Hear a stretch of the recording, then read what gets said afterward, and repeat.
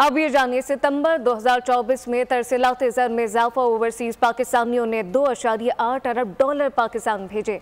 माली साल 2025 की पहली छमाही में $8.8 अरब की तरसीलात आई।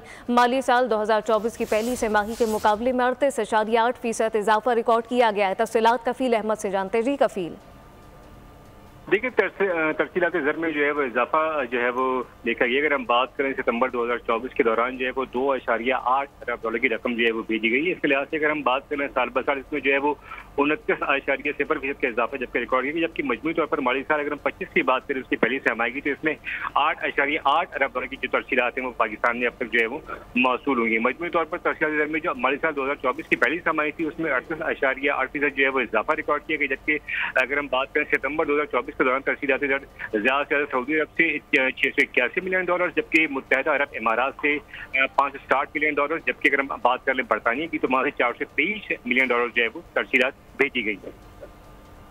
तरसीलात भेजी गई हैं। इस मुतालिक आपको ये भी बताएं कि सितंबर 2024 में तरसीलाती ज़र में इजाफा रिकॉर्ड किया गया। ओवरसीज पाकिस्तानियों ने $2.8 अरब पाकिस्तान भेजे। माली साल 2025 की पहली छमाही में $8.8 अरब की तरसीलात आई। कफील अहमद अपडेट कर रहे थे, आपका शुक्रिया। सब्सक्राइब करें और बेल दबाएं ताकि कोई खबर रह न जाए।